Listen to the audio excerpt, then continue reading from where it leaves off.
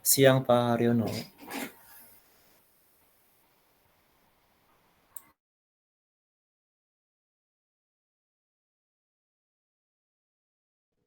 Ya, selamat siang teman-teman semuanya. Baik, kita mulai kembali pertemuan kita. Pak, maaf suaranya putus-putus Pak. Ya, oke, tes tes tes tes tes tes tes tes tes checking Iya, baik tes kan tes Pak? tes. Oke, sudah Pak. Oke, baik, terima kasih teman-teman atas waktunya yang dilonggarkan untuk belajar meskipun sebagian besar libur ya. Kita mulai kembali supaya tambah skill kita. Ya, tujuan dari salah satu juga tujuannya belajar ini supaya teman-teman nanti nambah skill di pemrograman menggunakan Python untuk data analisis, data science. Jadi kita akan lanjutkan. Jadi yang masih beginner bisa mulai menggunakan kode-kode yang saya share. Jadi itu ada beberapa kode menggunakan NumPy. Yang tadi adalah basic, jadi basic untuk mempelajari Python.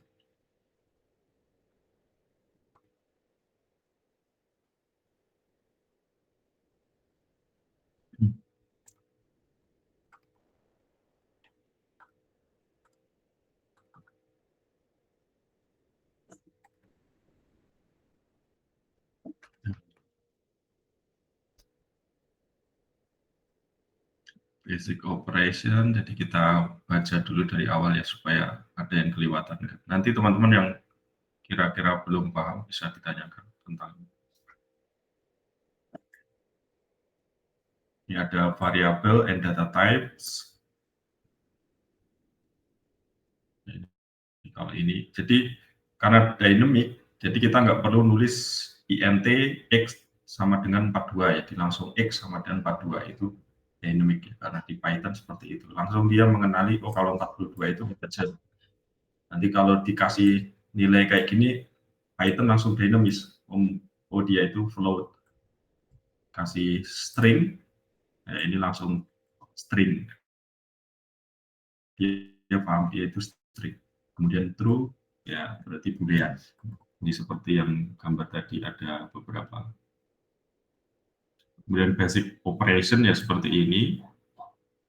Ya, misalkan plus, minus, ini basic. Kemudian comparison itu perbandingan, ya, perbandingan antara dua. Jadi misalkan apakah benar X sama dengan 2, nah, itu perbandingannya. Jadi sama dengannya ada 2. Ini saya cepat aja. Ya, bagi teman-teman yang belum pernah belajar bahasa ini, karena ini nanti untuk selanjutnya untuk belajar ke level selanjutnya. Logical, ya ini or atau not. Nah, input ini untuk model yang dalam bentuk input ini kalau konsol ya, konsol misalkan ya konsol itu kayak gini nih konsol. Jadi nggak ada UI-nya, cuman konsol aja. Jadi input masukkan namamu, masukkan umurmu kayak itu. Kalau input, jadi kita bisa memasukkan sesuatu terus dibaca sama Python. Itu nggak terlalu signifikan untuk. Kemudian ada conditional statement. Nah ini number lebih besar, number sama dengan 0. Nah ini adalah condition ya, jadi ada sama dengan ada ini. Jadi if, else, else. Jadi kalau nggak keduanya di atas, berarti yang paling akhir ini masuk. Looping, nah ini loop berputar, jadi berputar sampai 5 kali. Jadi akan ngepin sebanyak 5 kali. For in, Ya, I-nya ini akan bertambah 1, 2, 3 seperti itu. Kemudian while sama juga dengan yang atas, sama saja ini. Cuman kalau while kita definisikan count-nya ini misalkan tambah 1, jadi count setiap putaran tambah 1 gitu.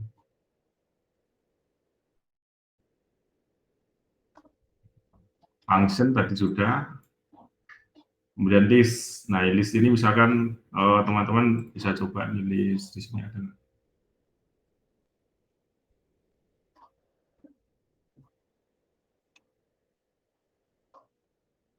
ada function, ada ya coba kita taruh di ada sequence ya. Ini. Ini enaknya kalau pakai Visual Code ya, seperti yang tampil ini langsung bisa dipipa. Nah, ini list. Nah, ini kosong kan belum ada isinya nih. Kalau kita kasih nilainya, nah ini ditampilkan di sini. Ini jadi kita print list isinya. Jadi bisa lebih dari satu ya list itu.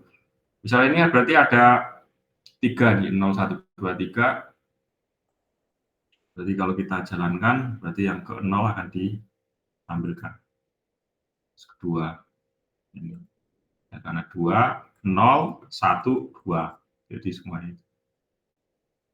Kalau multidimensional juga bisa. Ini jadi ada multi list. Jadi list pertama dan list kedua, ya di dalamnya ada karakter lagi. Jadi multidimensional list. Jadi 0, 0 berarti semuanya ini akan ditulis. Ya ini. Kemudian 0, 1. Berarti yang 0, 1. Yang 1 ini berarti yang for. Nah, seperti itu.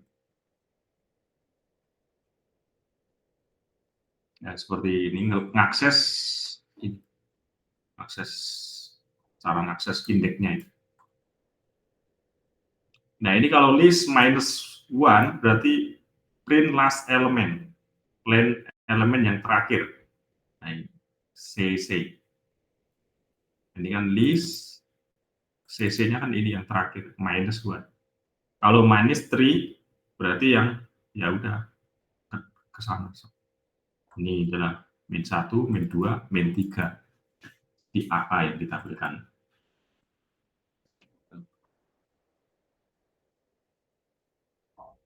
Tentang list.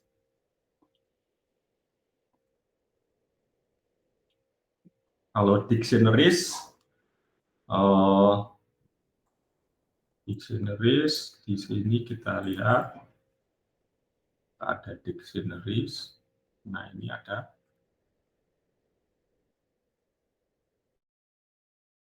terus others di poin di sini.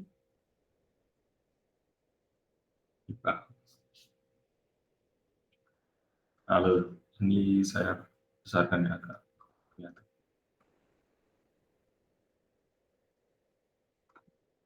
Nah, ini kalau kita pertama kosong, jadi kita bisa empty dictionary. Nah, dictionary itu kayak semacam ada pasangan gitu ya. Ini adalah key atau kuncinya, dan di sini adalah isinya. Jadi adalah value. Jadi bisa dibilang ini adalah key, ini adalah value-nya. Jadi kalau kita tanya key 1 berarti value-nya adalah key 2, value-nya 4. Nah, ini. Terus mix keys. Jadi kita bisa mix, ini ada name, ada satu. Kalau di bahasa C# kan nggak bisa ya mix key kayak gini. Cuma di Python itu bisa. Jadi maaf, kayak aneh gitu ya. Kok bisa begini ya? Ya. Jadi key-nya bisa name, bisa satu.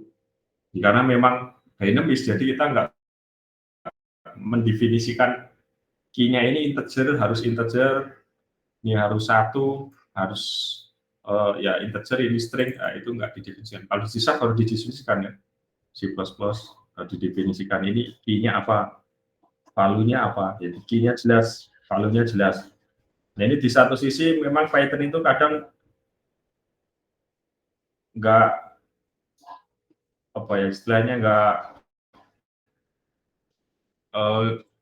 ini banyak kelemahannya itu ya karena mungkin salah satunya mudah ini masukin data ya sembarangan, jadi kadang nggak apa ya nggak standarnya kurang.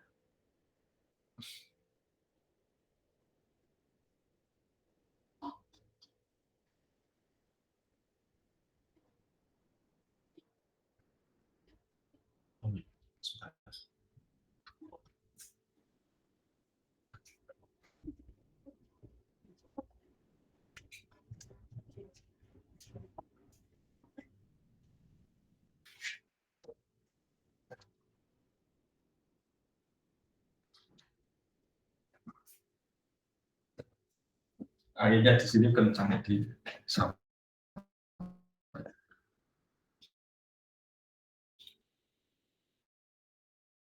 Oke, selanjutnya, nah ini Dix kayak construct dictionary, which is item pair. Misalnya kita get A, berarti nanti nah AA, ya. Itu modelnya cuman beda ini ya, pakai dictionary.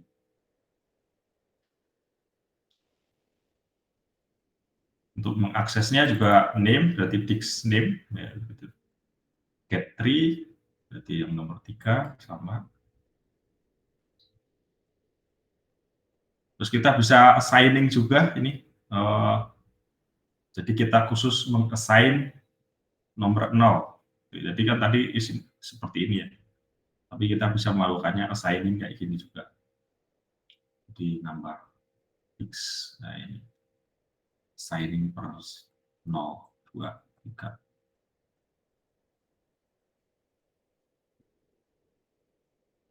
Kita juga assigning bisa menggunakan ini ya, ini sangat bebas sekali, kita kayak mirip-mirip JavaScript ya, bebas.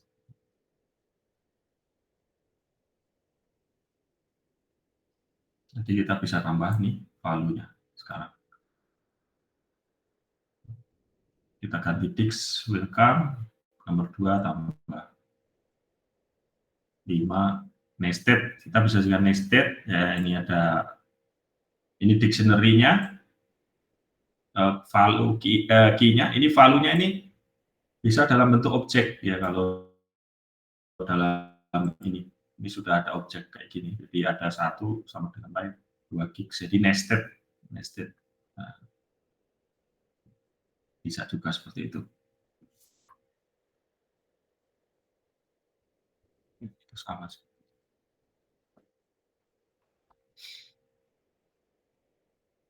Dictionaries, method.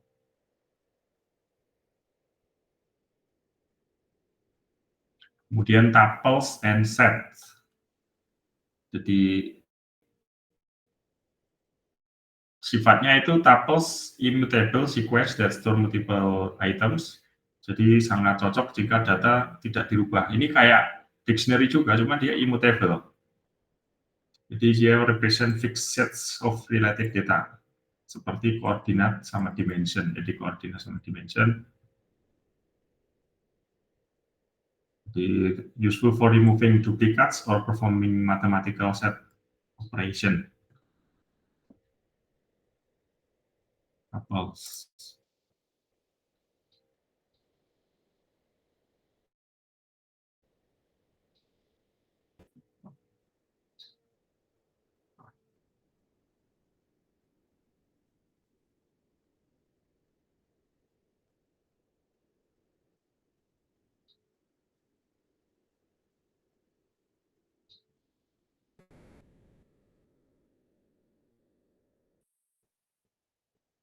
Nah, ini.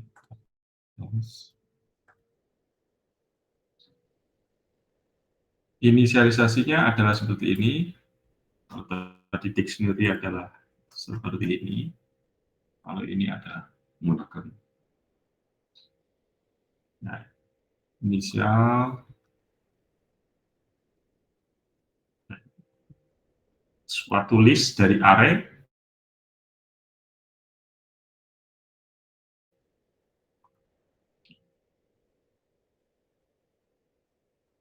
Jadi dia membuat tuples tapi dengan list, ya list. Ya, ini kan list. Kemudian dimasukkan ke dalam tuple. Kemudian karakter juga bisa. Kemudian angka dan tuple, ada tuple sini, ada tuple sini. Jadi kita bisa punya dua tuple dimasukkan ke dalam tuple lagi, gitu ya. Jadi nested tuple namanya. Nested tuple. Nested tuple. Kemudian ini tadi akses untuk mengaksesnya sama kayak dictionary atau kayak list ya aksesnya. -1 berarti juga ini, -3 sama.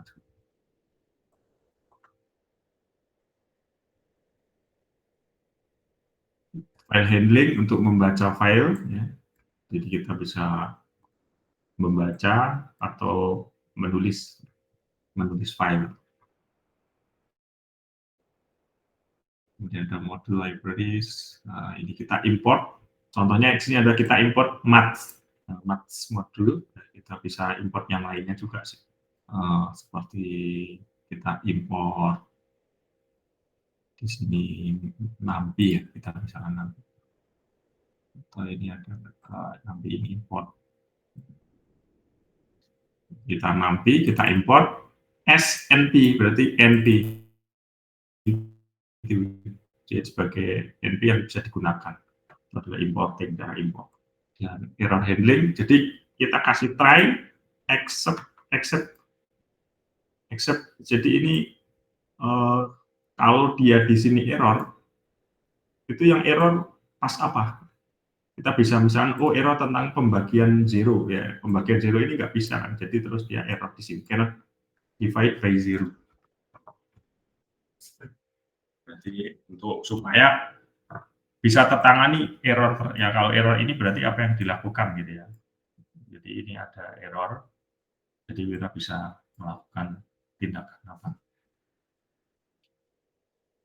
Biasanya ini untuk buka file, kalau filenya misalkan dipakai di tempat, dipakai orang lain kan, dalam Windows nggak bisa ya, memakai file secara bersamaan, membuka, menulis bersamaan, nggak bisa. Nah ini error, filenya telah sedang dibaca orang lain, nah kita bisa bilang di sini. Jadi atau untuk API, yang ngambil API, catch API, nggak bisa. Selanjutnya adalah tentang OOP. OOP ini singkat saja ya, sebenarnya ini dipelajari untuk 1 semester tapi disingkat saja. Jadi OOP itu Object Oriented Programming yang nowadays, jadi sekarang programming sekarang ini pakai OOP. Jadi kalau misalnya kita lihat, sini ada class, animal, speak, kemudian ada initialization atau konstruktornya itu.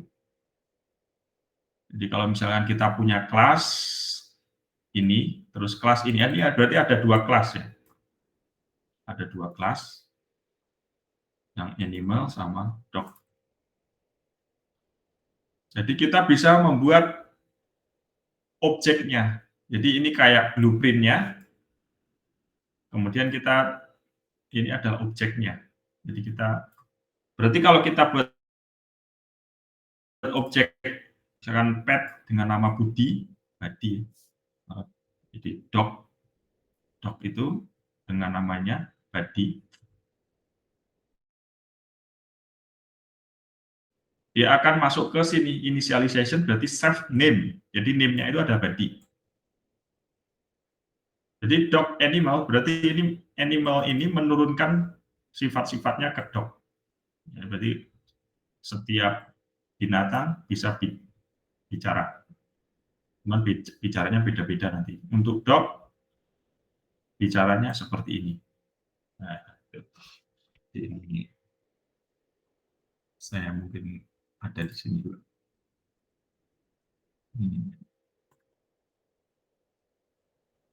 Misalkan ini kita punya model yang UUP ini di sini. Nah, ini kita punya model UUP1 ya. Jadi kita punya ada misalkan ada square, ada mahasiswa. Square, ada mahasiswa. Square itu kelas. Kita close status. Kita go to definition, berarti definitionnya adalah ini, square. Oke. Kemudian mahasiswa, definitionnya ini, mahasiswa. Jadi ini adalah konstruktor, initialization. Jadi butuh file. Kemudian ini get file, mendapatkan nilai. Ini mahasiswa model. Yang ini adalah square. Dia ada dua kelas ya yang kita punya di sini.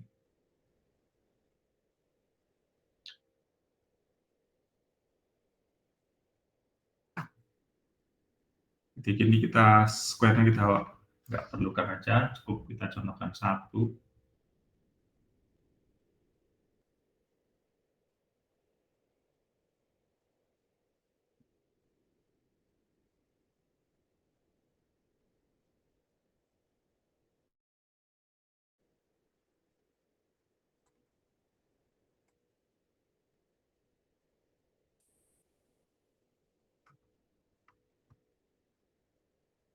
Nah, gitu.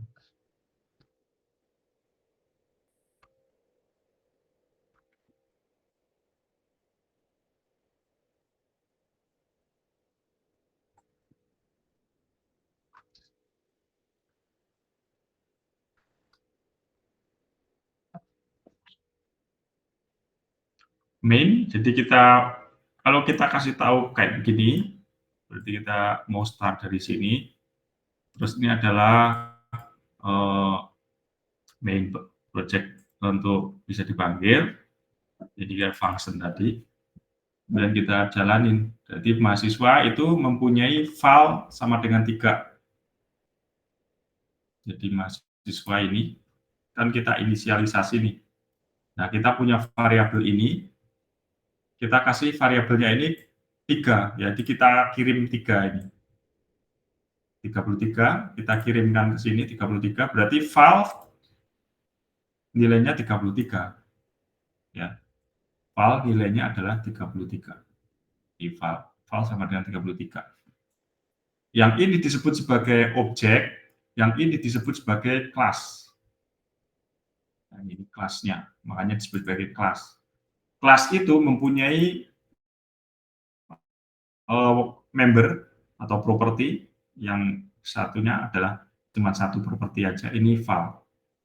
Jadi mahasiswa itu mempunyai nilai ya biasanya ya. Jadi ini kita kasih file ini kita ganti aja supaya lebih gampang daripada file apa nilai. Jadi mahasiswa mempunyai nilai. Terus kita mau dapatkan nilainya. Nah, ini dapat nilainya, berarti ini sudah get nilai untuk mendapatkan nilai.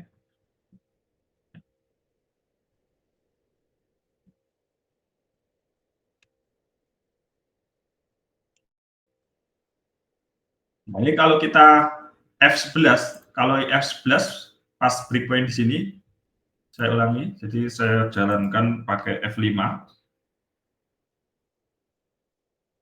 Nah, ini terus kemudian kita klik sini.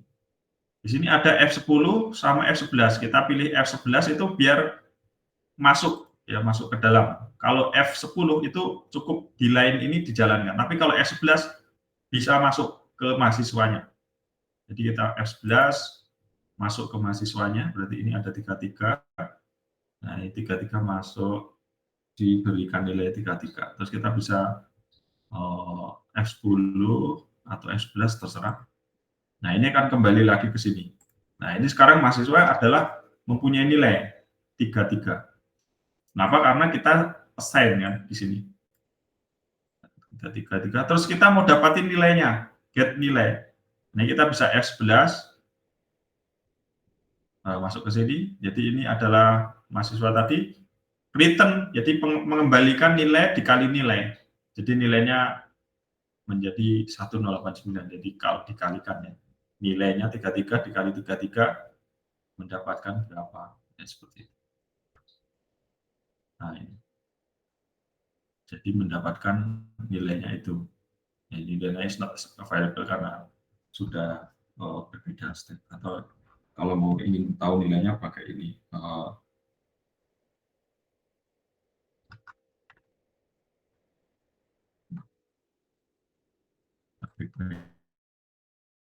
Di sini.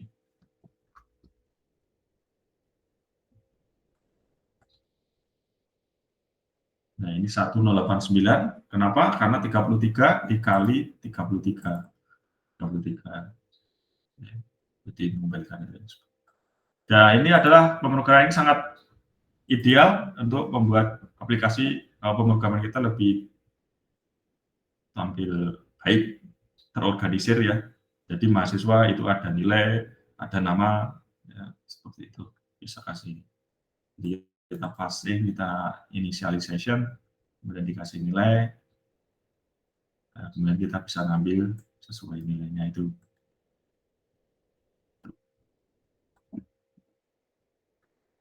Itu sangat sederhana bagi objek ya, objek untuk accessing objek. Nah, itu sama. Kemudian Python for data analysis. Nah, ini kita singkat aja. Sebenarnya ada khusus tuh bagiannya, nanti teman-teman bisa cek selanjutnya hanya pengenalan untuk yang Python for data analysis. Jadi kita biasanya menggunakan libraries ya. Jadi untuk data analysis untuk menggunakan kita menggunakan libraries teman-teman yang lain. Misalnya Pandas atau NumPy itu untuk efficient data manipulation and analysis. Misalnya Pandas, NumPy ya. Jadi Pandas diimport menjadi PD, menjadi MP. Jadi ini kita mempunyai data seperti ini. Dimasukkan ke dalam data frame-nya itu, jadi import data ke dalam Panda. Jadi ini terus kita bisa tampilkan di sini Panda. Seperti itu. Atau melakukan kalkulasi. Jadi ini kan array daripada 1, 2, 3, 4. Dalam array, dalam NP, jadi NumPy, kita bisa langsung melakukan min-nya, mendapatkan min-nya. Dengan begini saja langsung mendapatkan min-nya. Ada di array NumPy. Di sini ada banyak NumPy. Nah, ini ada NumPy untuk lebih detailnya. Tapi ini adalah pengenalan awal dulu. Jadi tentang contoh ketika Python digunakan untuk data analisis. Ya, ini misalkan kita punya 1, 2, 3, 4 dari data sets, kemudian kita bisa mendapatkan min-nya. Ya, seperti itu. Nanti ini bisa kita, insya Allah bisa kita pelajari lebih lanjut. Ya, jadi itu slide-nya yang kira-kira sangat pokok untuk dipelajari teman-teman semuanya. Jadi kalau teman-teman kemarin saya kasih tugas, ini sebagai pengingat saja, biasanya dipakai, biasanya dipakai untuk ke depannya.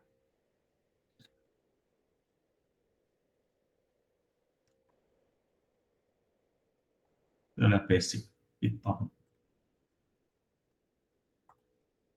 Jadi kita lanjutkan ke teori. Mungkin sampai sini ada pertanyaan?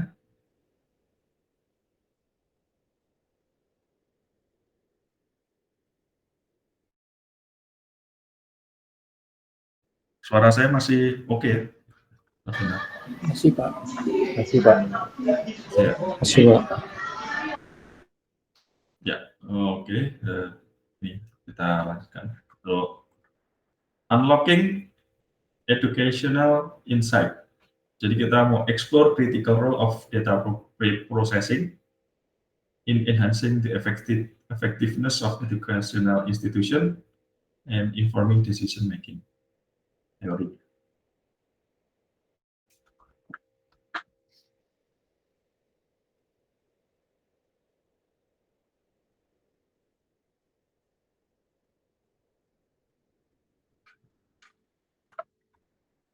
Seperti kita ulangi, jadi education data generation. Jadi data itu datang dari biasanya itu dari LMS, dari Internet of Things, ya, devices, ya, kayak kita taruh sensor-sensor gitu di kelas atau di wearable, ya, device yang dipakai oleh siswa. Salah satunya bisa pakai student assessment atau feedback surveys. Ini adalah data-data source yang kemarin pertemuan kedua kita pelajari. Nah, data-data itu kan ada yang misalkan kayak feedback surveys, datanya nggak lengkap atau kadang nggak masuk, ya itu tentu saja kita ingin melakukan pre-processing. Untuk apa? Yaitu untuk mendapatkan akurasi, konsistensi, dan usability. Misalkan raw data gitu ya, yang misalnya kita punya kertas feedback, ya, survei dari user, dari mahasiswa atau siswa, terus dibaca secara otomatis oleh kamera, ya, seperti sekarang ini kan bisa tuh baca tulisan tangan. Nah, itu dibaca. Kalau teman-teman lihat di ChatGPT atau DeepSeek, saya nulis ini, saya copy,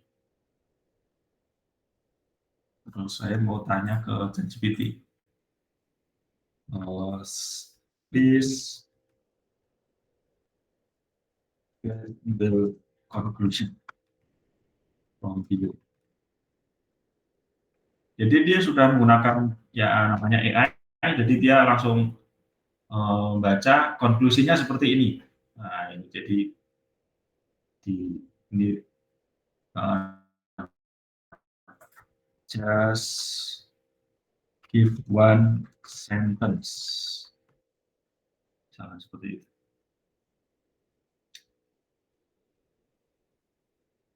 Nah, ini konklusinya.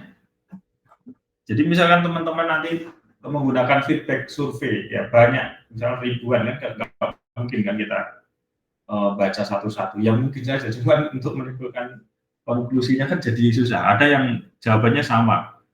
Misalkan ada 100 saja sudah capek kita. 100 tulisan, satu lembar, ya, kita harus membaca satu persatu. Ya, kita kalau ingat gitu, kadang nggak ingat juga. Nah, jadi ada semacam data source itu kita bisa baca semuanya, scan. Nanti setelah di-scan, kita dapat tuh raw datanya. Jadi kita bisa ngambil 100 sampel, 100 itu semua kita baca. Habis itu kita proses, ya, kita lakukan processing. Jadi kita baca. Nah, nanti terus kita bisa ada yang error, misalkan, oh ternyata ada yang nggak bisa dibaca, tulisannya nggak jelas nih, A atau apa, atau B, antara A dan B sama. Ini tuh namanya content errors, nggak bisa dibaca, missing values, ini inconsistencies, jadi tulisannya nggak bisa dibaca. Maka kita perlu melakukan solve terlebih dahulu, namanya pre-processing. Without proper processing, machine learning model and analytics can yield misleading result. Jadi kita perlu pre-processing.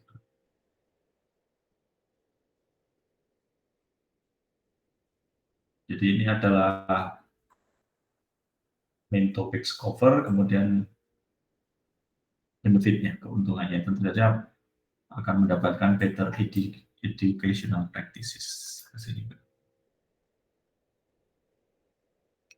Apa data processing? Jadi dia adalah systematic process mentransfer dari raw data yang tadi tulisan tadi menjadi clean dan terstruktur, clean dan terstruktur yang sangat dibutuhkan dalam analisis. Jadi di sana ada cleaning, integrating, sama organizing data. Oke, ini sudah sama di bentuk database. Nah, ini adalah mereduksi atau mengurangi noise atau bias. Jadi kalau misalkan tulisannya nggak jelas, ya udah kita nggak baca aja, kita noise-nya kita hilangkan. Jika teman-teman kalau belajar tentang radio itu ada noise-nya, ya. Jadi teman-teman misalkan punya 2 buah radio communication-nya. Sebenarnya HP kita itu sudah ada gelombang frekuensi. Nah, frekuensi itu sebenarnya noise-nya itu ada itu sebenarnya. Cuman sudah dibuat sedemikian rupa sehingga noise-nya nggak terlihat, di suppress gitu ya. Nah, itu dihilangkan. Jadi proses seperti itu. Jadi kalau teman-teman belajar lebih kepada embedded, kemudian belajar tentang RF, ya, itu noise itu ya gimana caranya supaya tidak ada gitu. Jadi di minimizing. Kemudian juga ada redundancy. Jadi ada semacam kalau data hilang ada redundancy. Kalau ada corrupt ada backup-nya. Seperti itu. Misalnya teman-teman bertanya kepada murid tinggal di mana, tinggal di sini. Nah, itu sudah cukup. Itu pertanyaan pertama. Pertanyaan kedua, mungkin backup-nya apa? Ada pertanyaan lagi yang membackup jika pertanyaan pertama itu tidak bisa dibaca. Misalkan kamu tinggal bersama siapa? Nah, kemudian ditanyakan ayahmu tinggal di mana? Nah, seperti itu. Jadi ada backup-nya seperti itu. Redundancy. Jadi ketika datanya di atas nggak bisa dibaca, bisa dibaca yang lainnya. Meskipun konteksnya beda, tapi bisa mendapatkan data lagi. Atau bias, ini juga tentu kita harus mengikuti regulation. Nah, itu. Jadi kalau ini kita neglecting, ya, kita ignore, error kita ignore, udah dibaca aja, dan nanti hasilnya tentunya tidak akan bagus. Ya. Institution goal-nya nggak bagus. Oke, data cleaning techniques. Jadi pertama importing data cleaning, importance of data cleaning, remove duplicates. Jadi kalau duplikat di remove, dan kita buat standardizing format kayak date and time ini, numerical format, ya misalnya kita baca itu sehingga seragam, date, time, numerical, numerik, ya, kemudian ya itu standar, nanti kita convert ke sana.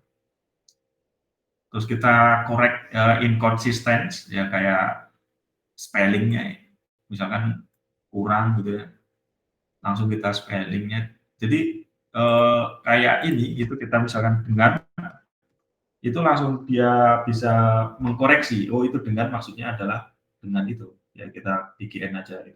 Cuman karena sudah ada sistem yang di sana untuk membacanya, nah itu. Nah ini teman-teman bisa dilakukan dengan Python, ya melakukan spelling correction itu, nah, dengan LLM, ya large model itu, large language model, LLM, ya itu bisa. Labeling issue, ya itu bisa. Kemudian removing irrelevant features, kalau sudah kepakai variabel kita remove. Nah, handling outliers ini extreme values, ya. Misalkan teman-temannya 50-50, ini ada 150, itu ekstrim. Jadi kita bisa hilangkan juga itu. Namanya data cleaning juga. Karena akan mendistort result. Ini gimana kita bisa menghilangkan atau enggak, ini harus dianalisa yang baik. Ada yang removing irrelevant, yang tidak relevan, kemudian yang tidak konsisten, formatnya juga standar, duplicate juga kita hilangkan. Terus yang terlalu ekstrim kita hilangkan juga. Misalkan kayak login ya. Kadang user itu login berkali-kali kan. Jadi ini login, kita suruh belajar login ya. Ini kita harus bisa clean these duplicates. Jadi ini adalah clean data is the cornerstone for delivering minimal insights. Jadi ini adalah landasan utama untuk memberikan insight hasil yang baik di kesimpulannya. Making effective decision without proper data cleaning, the reliability of analysis can be severely compromised.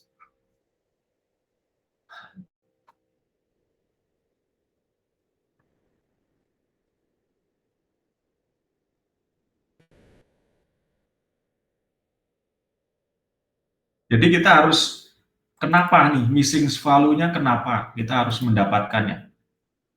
Disebabkan oleh apa? Ini sebaiknya kita hilangkan atau enggak, atau gimana ini? Jadi kita harus tahu sebabnya, reasons why. Kemudian misalkan contohnya student skipping question. Jadi ini masalahnya adalah itu. Atau IoT devices losing connectivity. Nah ini masalah kalau datanya nggak dapat. Atau mau merekod, menyimpan ke database, gagal juga. Atau LNS lagi hang. Jadi kita harus tahu reasons-nya, sehingga makanya ada log ya di dalam aplikasi yang bagus itu ada lognya. Jadi kenapa ini error gitu. Jadi pas gagal saving misalkan, gagal saving the record data, maka ada lognya. Oh ini ternyata gagal nih pas saving ini. Jadi kita bisa memitigasi nanti kalau pas ini kita harus seperti apa. Jadi perlunya mengetahui reasons, alasannya kenapa nggak ada.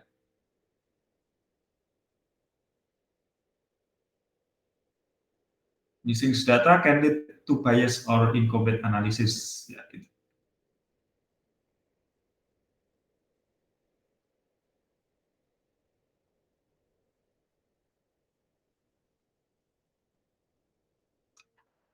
Ini challenge-nya adalah kalau kehilangan data itu bisa bias ya, incomplete analysis. Jadi diharapkan, diusahakan untuk menghindari problem ini, kenapanya itu segera diidentifikasi. Kemudian kalau deletion method itu bisa menyebabkan losing valuable information. Jadi yang kita delete yang mana malah, yang penting malah di delete, ya itu bisa nggak bermakna apa-apa. Atau imputation method, kita replace nih. Kemarin teman-teman tanya ya tentang ngilangin value-nya ini gimana. Itu mengganti dengan value yang lain. Involves replacing missing value.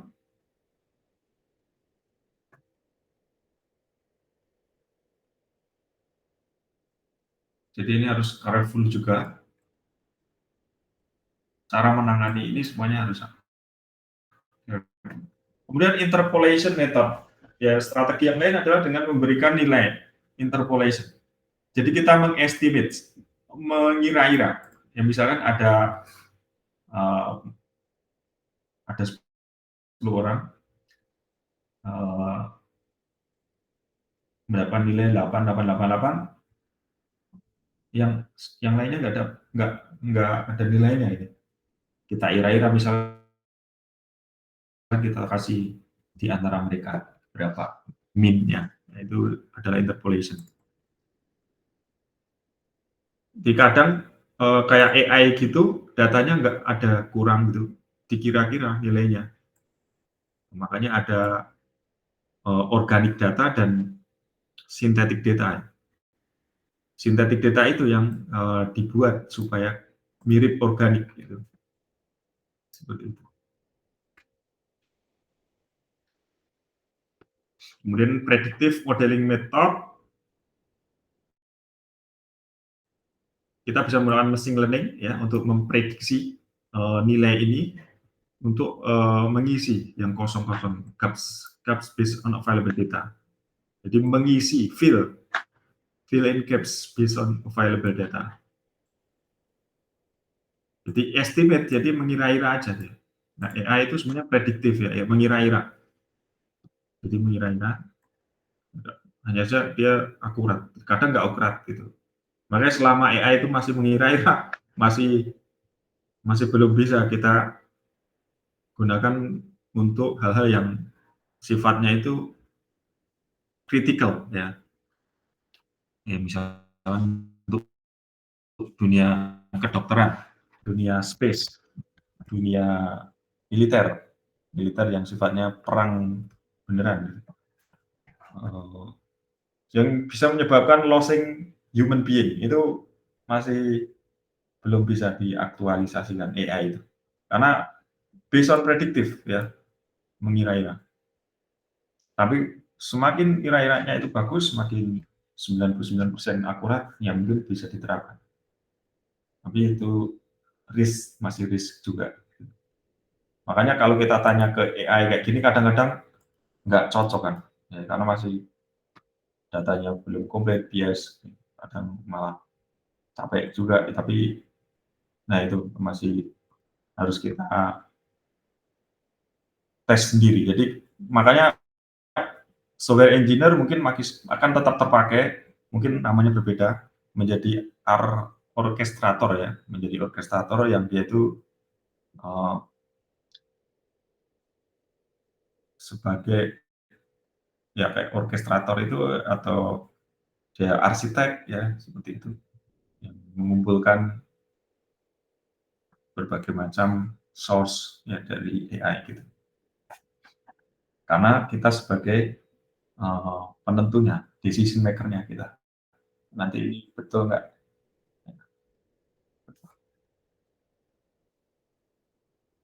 Example of missing values in education, contohnya dalam konteks education,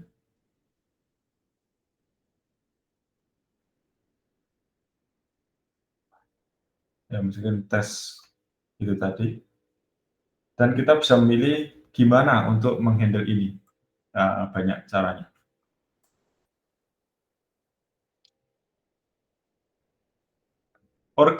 Organizing data from IoT devices.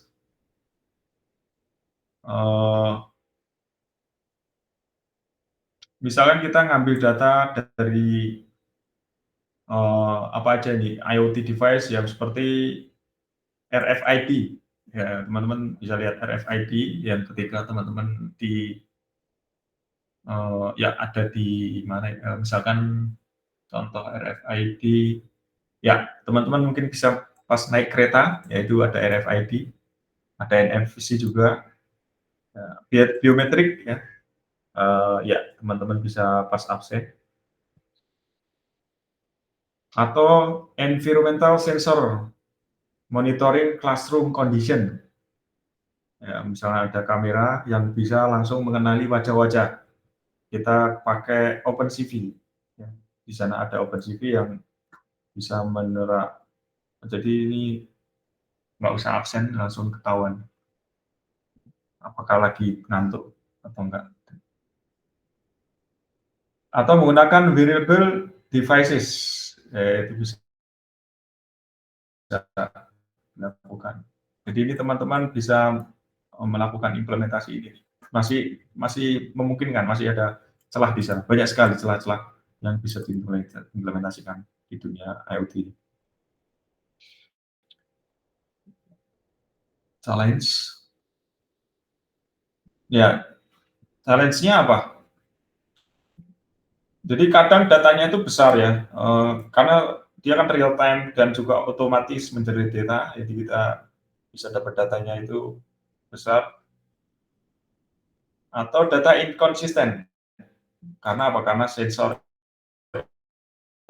error, tidak ada ya informasinya tidak reliable. Kemudian synchronizing data multiple from multiple devices create additional complexity. Kadang seperti itu. Tapi ya itu ada caranya, cara mengatasinya. Makanya kita belajar ini. Solusinya, misalkan kita mengaddress yaitu dengan menggunakan protokol yang standar seperti MQTT, HTTP untuk data transmission, multiple sources, misalkan menggunakan teknologi cloud edge computing. Jadi dengan edge computing, jadi masing-masing device mempunyai prosesor sendiri-sendiri, dia bisa langsung memproses di sana. Jadi kita nggak mengirimkan videonya, tapi langsung diproses di situ. Ya, misalnya kayak CCTV itu kan dikirimkan videonya tuh ke server ya, atau ke satpam itu kan dikirimkan videonya. Yang CCTV model bisa kita terapkan ya, CCTV ini langsung bisa mendeteksi hal-hal yang mencurigakan. Ya, nah, itu bisa langsung deteksi, langsung kirim alarm. Jadi nggak perlu dikirimkan videonya, tapi langsung di sana melakukan computing ya. Jadi edge computing. Edge computing ini biasanya pakai Linux ya. Di sana ada prosesor, jadi dia sudah bisa komputasi di sana, memproses video. Nah, itu bisa dilakukan sebagai solusi-solusi untuk memanage data ini agar nggak terlalu berlimpah, datanya tidak terlalu besar yang dikirim ke server. Jadi di sini artinya allowing for immediate insights, jadi langsung kita dapatkan output tujuannya. Ini adalah insights hasilnya, atau ya lebih kepada gimana keputusannya.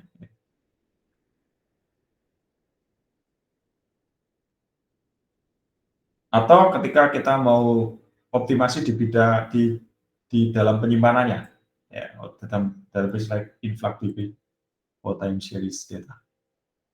Contoh IoT implementation-nya dalam education itu adalah misalnya smart system attendance.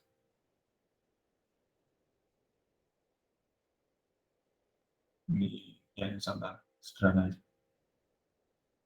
Oke, selanjutnya LMS.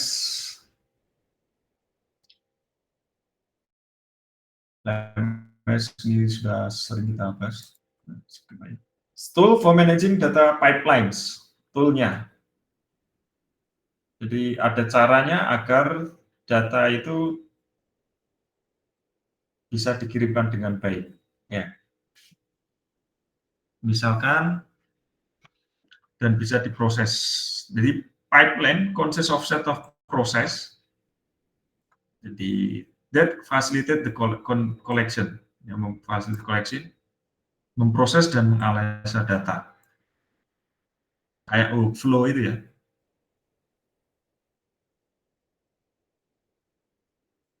Misalkan kayak menggunakan Apache Kafka, RabbitMQ itu untuk real-time data streaming.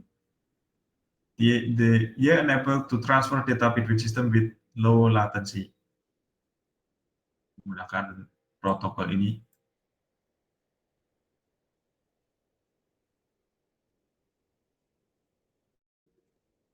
Atau menggunakan Apache Overflow, menggunakan Python libraries untuk manipulasi dan analisis, Google BigQuery atau AWS, dia support large volume. Jadi misalnya kita dapat data banyak, ini bisa kita menerima di sini. TensorFlow Scikit-learn. Kalau kita mau machine learning ya, dia robust framework for building and deploying machine learning model. Dan Scikit-learn itu user friendly.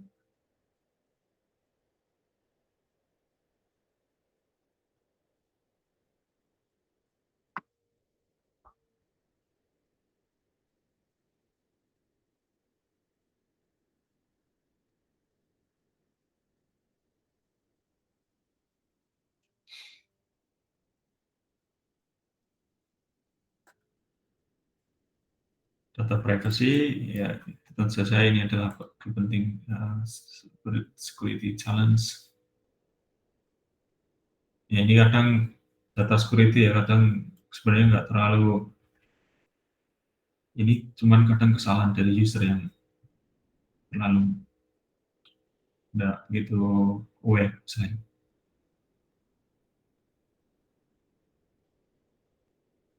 Encryption.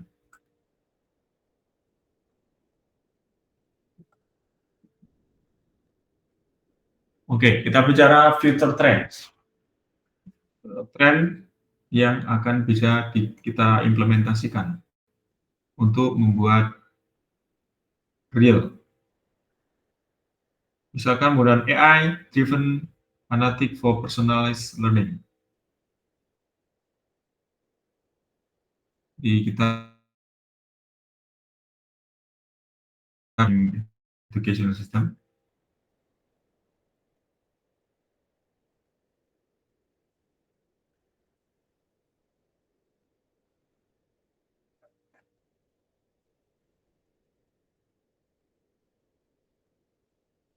Di dengan AI ini kita bisa customize ya, maksudnya menyesuaikan dari masing-masing student. Kemudian untuk security-nya kita bisa pakai teknologi blockchain. Ini cukup menjanjikan, tapi kadang nggak perlu juga terlalu, kecuali kalau keuangan blockchain. Tapi kalau pengen juga ya bisa. Nah ini untuk menggunakan real time learning insight, kita bisa menggunakan 4G atau IoT untuk mendapatkan datanya dan mengirimkannya menggunakan 4G ya, tapi 4G belum ada ya seperti. Dan kita menggunakan cloud-nya, ya, kita simpan di cloud, jadi dari mendapatkan datanya secara real time, terus kita simpan di cloud supaya bisa langsung dibaca. Kemudian diterapkanlah predictive analytic ya dari situ. Jadi ngambil datanya secara otomatis, kemudian penyimpanan atau pengiriman datanya menggunakan teknologi blockchain supaya aman. Kemudian disimpannya di cloud supaya terakses lebih global, lebih aman. Terus kemudian setelah datanya dapat, langsung ada predictive analytics, ke depannya seperti apa. Ya, jadi komplit. Ya. Ini seperti itu, feature trends-nya seperti itu mungkin. Jadi menerapkan teknologi-teknologi ini, ya, jadi kita bisa menerapkan prediktif ke depannya seperti apa. Jadi sebelum terjadi dropout, sudah ada early warning. Ya. Early warning dulu sebelum terjadi sesuatu yang tidak diinginkan. Ya, misalkan ada kasus di sekolah terjadi bullying, ya, itu harusnya ada sensor di sana yang ada sesuatu yang agak ada anak satu dengan anak satunya mulai ribut, ya itu ada sensornya yang bisa membaca itu, terus kemudian ada prediktif ya, jangan sampai terjadi seperti itu sebelum terjadi ya terjadi bullying gitu. Banyak kasus-kasus di pondok pesantren, di boarding school gitu ya. Ini mungkin pemerintah kali ya kasih apa, makanya harus ada tempat-tempat yang ini dikasih sesuatu yang bisa menjangkau itu ya, tidak terjadi bullying atau kasus-kasus pelecehan yang tidak tinggi.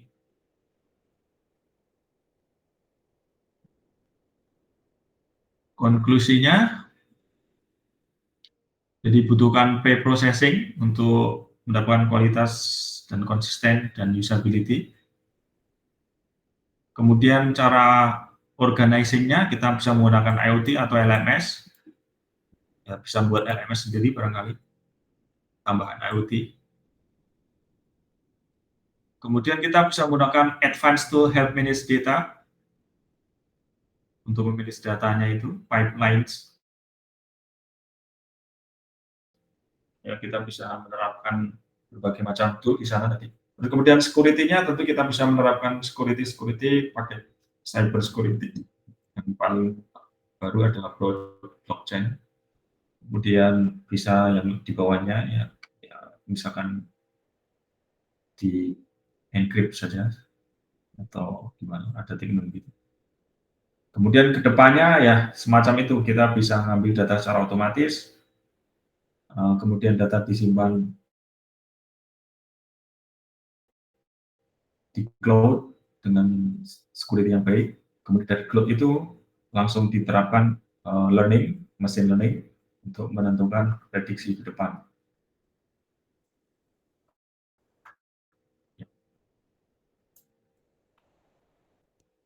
Ya, kira-kira seperti itu teorinya.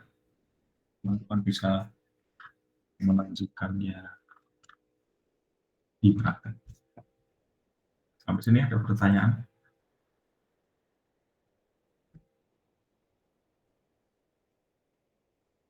Izin tanya Pak Haryono. Iya Pak.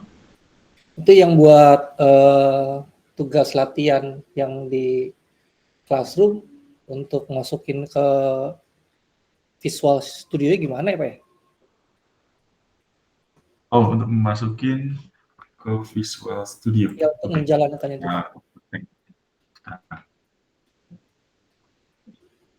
Makasih Pak. Oke, sekarang kita mulai.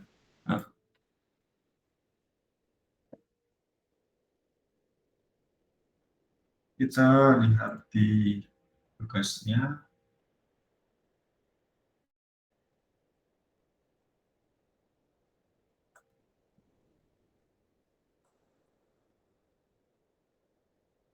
Jadi insya Allah setiap hari ada tugas ya. Jadi, kalau saya nggak lupa. Ya. Ini kita buat tugas supaya teman-teman mengerjakan dan efektif, karena waktunya kan sampai jam berapa itu ya? Jam 3.30. Jadi masih 1 jam atau 2 jam teman-teman fokus belajar lagi secara mandiri. Nanti kalau ada kesulitan bisa tanya kemarin seperti teman-teman. Ya, ini sudah turn in 9. Dan ini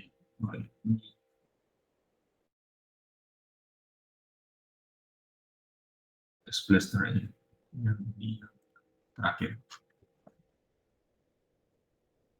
Nah, ini untuk Google ya Pak ya, yang ditanyakan ya, atau Visual Studio?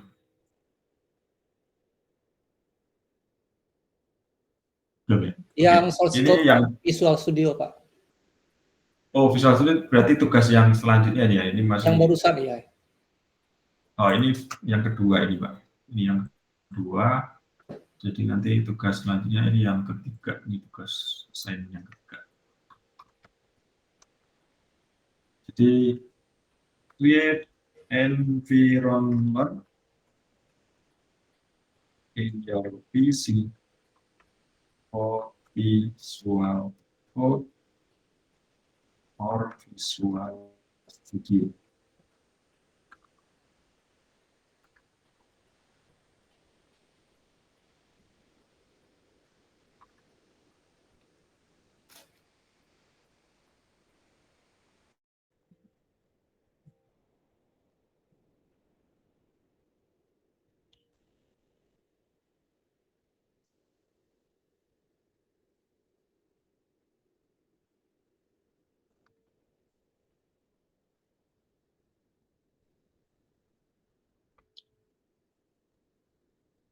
Jadi ini teman-teman bisa melakukannya, caranya untuk membuat visual code jalan.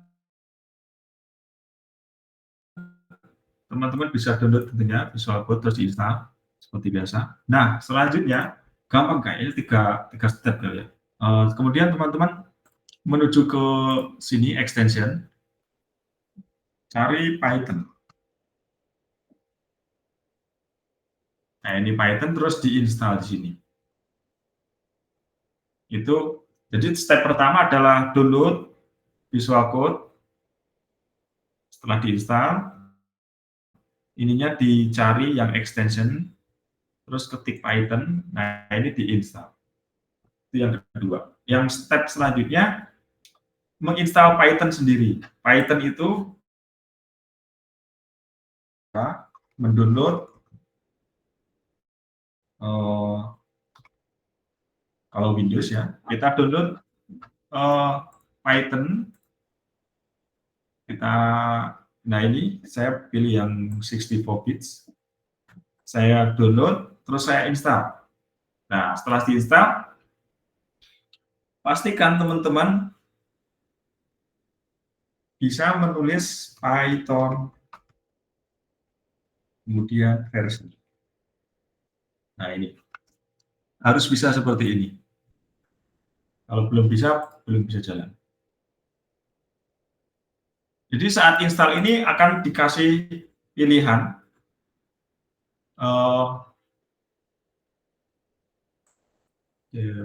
pilihan.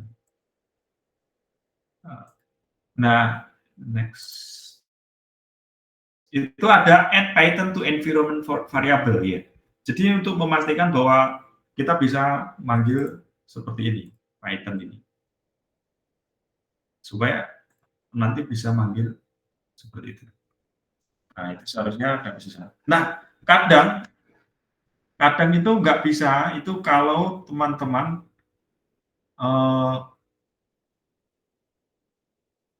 itu kadang kita ketik Python gitu ya. Sebenarnya udah ada itu apanya.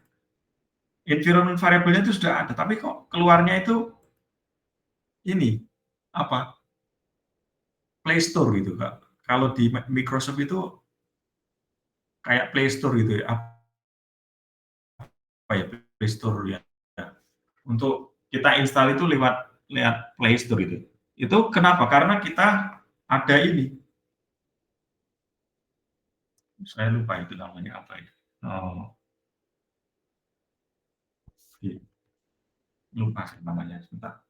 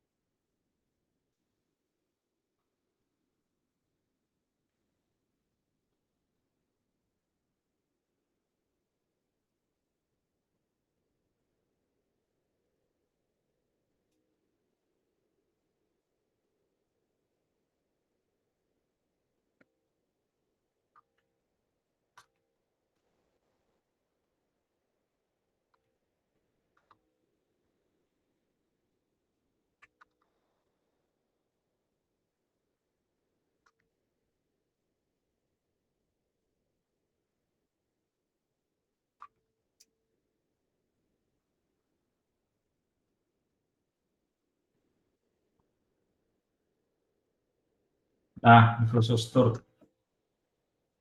Nah, di sini ada lupa saya Microsoft Store namanya. Pakai Windows i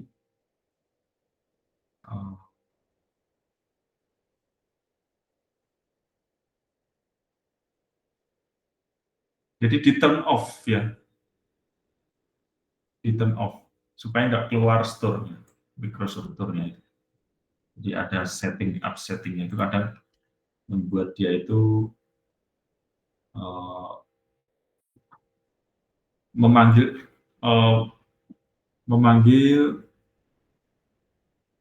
store-nya itu, Microsoft Store-nya itu, instead of running the install Python, Jadi kita sudah install Python-nya, tapi kok keluarnya Microsoft Store. Jadi teman-teman bisa disable tuh. Jadi turn off. Jadi supaya Microsoft Store-nya nggak keluar. Selebihnya itu aja sih untuk bisa. Ya, kayaknya seperti itu.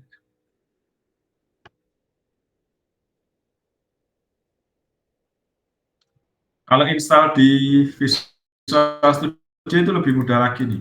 Kalau Visual Studio itu tinggal download Visual Studio terus kita centang Python. Next, insya Allah sudah keluar.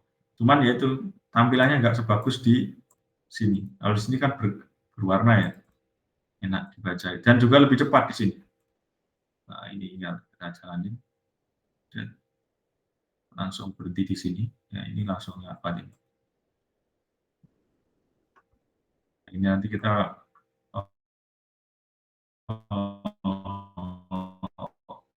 main-main ini. Seringnya main-main ini sih. Ada lagi pertanyaan? Nah itu kalau sudah dimasukin seperti itu, next-nya apa ya Pak ya? Kalau udah, ini kan saya misalnya masukin ke flash.py itu. Setelah itu harus di run debug atau dibiarkan saja Pak? Nah, kalau sudah keluar kayak gini dan Bapak juga udah install Python-nya dan juga yang satunya lagi sudah install apa itu yang satunya tadi Python ya, Python di Windows tadi untuk Windows. Teman-teman bisa langsung nanti buat project ini. Ya, misalkan buat project ya di sini gitu misalkan project Python. Ya, bisa kasih nama.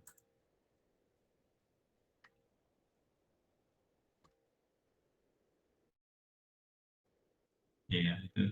Nah, ini terus kita buka di Visual Code.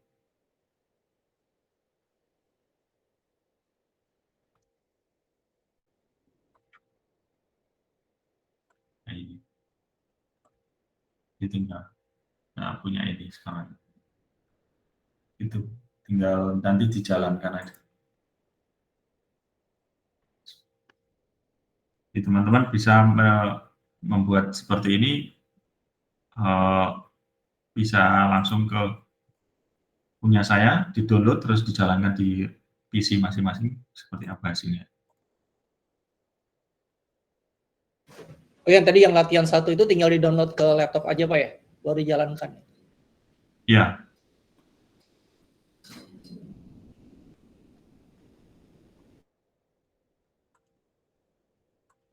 Nanti dicoba-coba, bisa enggak.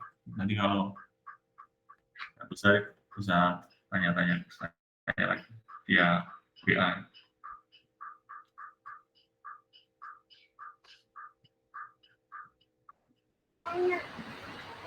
Pak izin Pak, kalau pakai Google Colab aja boleh Pak? Google Colab bisa, cuman nanti nggak ini ya, nggak kurang lambat ya Google Colab-nya. Atau pakai Jupyter Pak? Ya boleh Jupyter. Jupyter itu online juga ya? Enggak sih Pak, dia cuman direktori lokal aja gitu Pak. Oh, bisa. Pakai install Jupyter. Yang penting filenya di lokal ya Mas. Ya Pak. Terima kasih Pak. Bisa.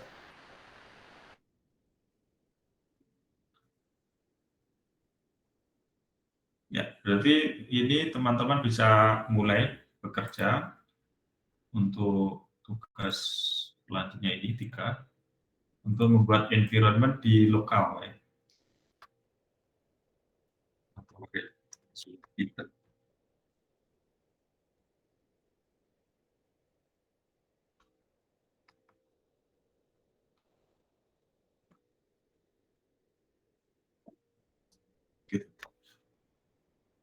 Terus nanti setelah jalan, kemarin kan saya kasih ini ya, file-file itu.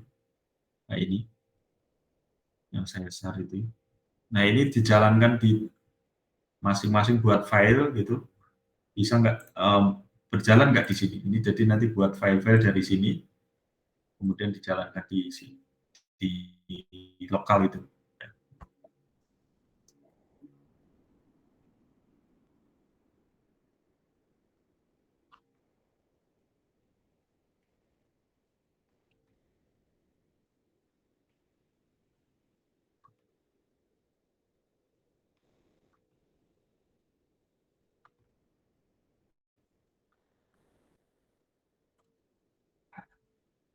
Ya, seperti itu.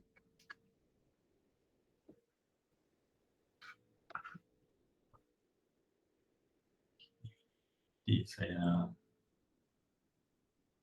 ini seperti itu. Ada pertanyaan lagi?